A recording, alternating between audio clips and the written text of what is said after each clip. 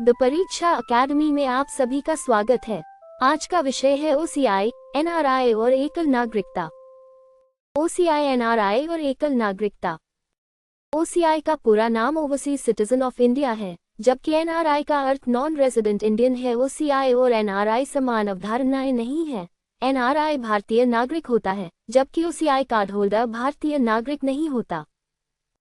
NRI मूलतः ऐसा भारतीय नागरिक है जो भारत के बाहर निवास करता है, इसलिए विदेश में रहने मात्र से उसकी भारतीय नागरिकता समाप्त नहीं होती। एनआरआई की स्थिति को समझने में नागरिकता और निवास की स्थिति को अलग रखना आवश्यक है।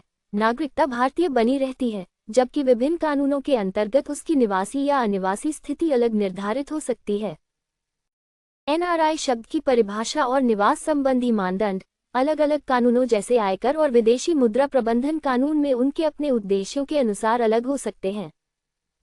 एनआरआई भारतीय पासपोर्ट रख सकता है क्योंकि वह भारतीय नागरिक है।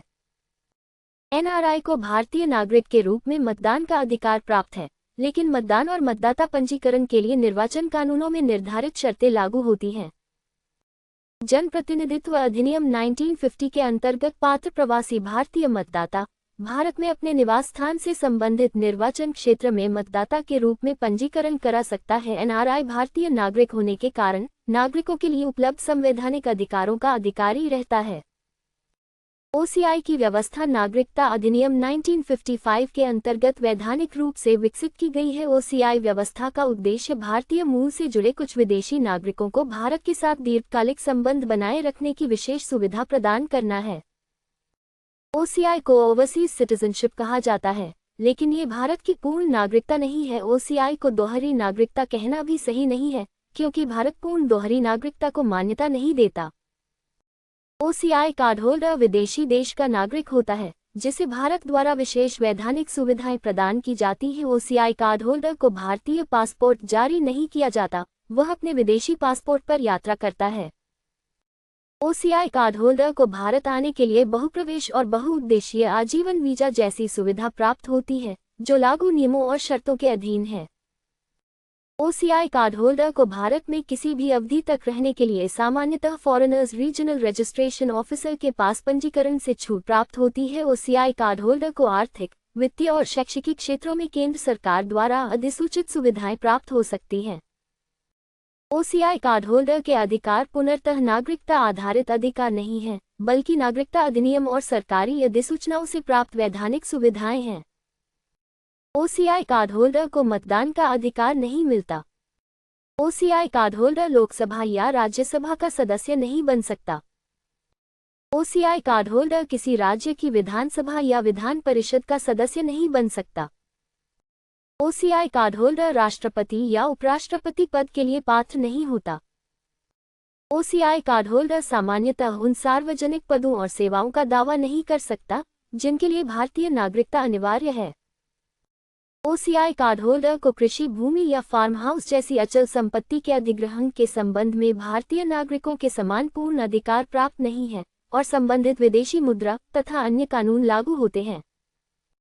ओसीआई कार्ड होल्डर को पर्वतारोहण, मिशनरी गतिविधियों, पत्रकारिता, शोध तथा संरक्षित या प्रतिबंधित क्षेत्रों की यात्रा जैसी कुछ गतिविधियों के लिए लागू नियमों के अनुसार विशेष अनुमति की आवश्यकता हो सकती है। ओसीआई पंजीकरण के लिए पात्रता मुख्यतः व्यक्ति के स्वयं या उसके माता पिता, दादा दादी अथवा परदादा परदादी के भारत से निर्धारित संवैधानिक या ऐतिहासिक संबंध पर आधारित हो सकती है। भारतीय नागरिक के विदेशी मूल के पति या पत्नी तथा पात्र ओसीआई कार्ड होल्डर के विदेशी मूल के पति या पत्नी को भी निर्धारित वैवाहिक अवधि और अन्य शर्तें पूरी करने पर ओसीआई पंजीकरण की पात्रता मिल सकती है। ऐसे वैवाहिक आधार वाले ओसीआई पंजीकरण में विवाह का पंजीकृत होना और आवेदन से पहले निर्धारित अवधि तक लगातार विद्यमान रहना आवश्यक है।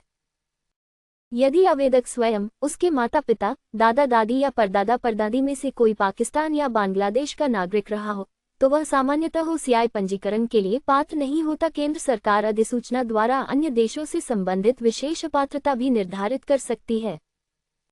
ओसीआई पंजीकरण कोई मौलिक अधिकार नहीं है, बल्कि नागरिकता अधिनियम के अधीन वैधानिक व्यवस्था है। ओसीआई कार्ड होल्डर निर्धारित प्रक्रिया के माध्यम से अपना ओसीआई दर्जा त्याग सकता है। केंद्र सरकार नागरिकता अधिनियम में निर्धारित परिस्थितियों में ओसीआई पंजीकरण रद्द कर सकती है। धोखाधड़ी, मिथ्या प्रस्तुतिकरण या महत्वपूर्ण तथ्य छिपाकर ओसीआई पंजीकरण प्राप्त करना रद्दीकरण का आधार बन सकता है। भारत की संप्रभुता और अखंडता, सुरक्षा, विदेशी संबंधों या जनहित से संबंधित वैधानिक परिस्थितियां भी ओसीआई पंजीकरण के रद्दीकरण से जुड़ी हो सकती हैं। नागरिकता अधिनियम में निर्धारित कुछ गंभीर कानूनी उल्लंघन भी ओसीआई पंजीकरण रद्द करने का आधार बन सकते हैं। ओसीआई व्यवस्था से पहले भारतीय मूल के विदेशियों के लिए पर्सन ऑफ इंडियन ओरिजिन अर्थात पीओ कार्ड की अलग व्यवस्था भी थी। नागरिकता संशोधन अधिनियम 2015 के बाद पीओ और ओसीआई व्यवस्थाओं का विलय किया गया और ओसीआई कार्ड होल्डर की एकीकृत व्यवस्था विकसित हुई। पुराने पीओ कार्ड होल्डर्स को निर्धारित व्यवस्था के अंतर्गत ओसीआई कार्ड होल्डर माना गया।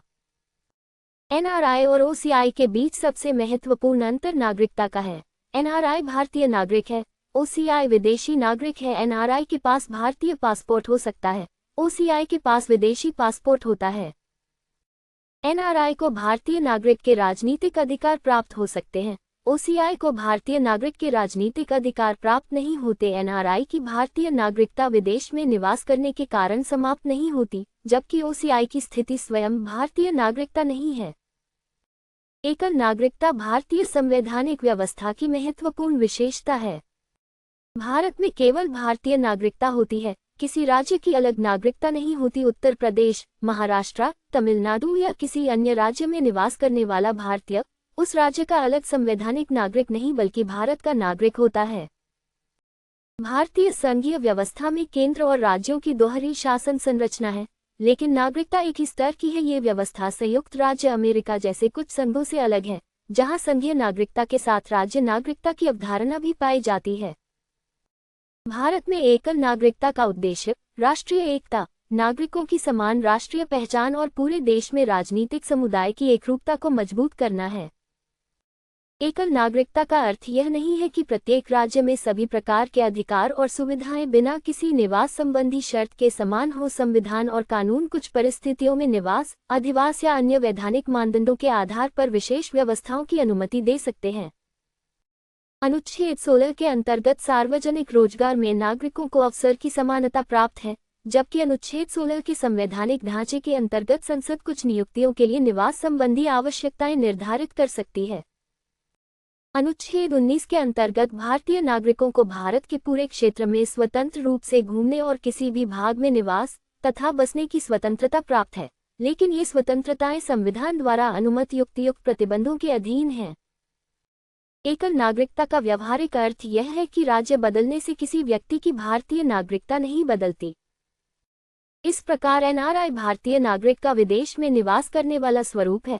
ओसीआई भारतीय मूल या भारत से निर्धारित संबंध रखने वाले पात्र विदेशी नागरिक के लिए विशेष वैधानिक स्थिति है, जबकि एकल नागरिकता भारत के सभी नागरिकों को एक समान राष्ट्रीय नागरिकता से जोड़ने वाला संवैधानिक सिद्धांत है। हमसे जुड़ने के लिए आपका बहुत बहुत धन्यवाद।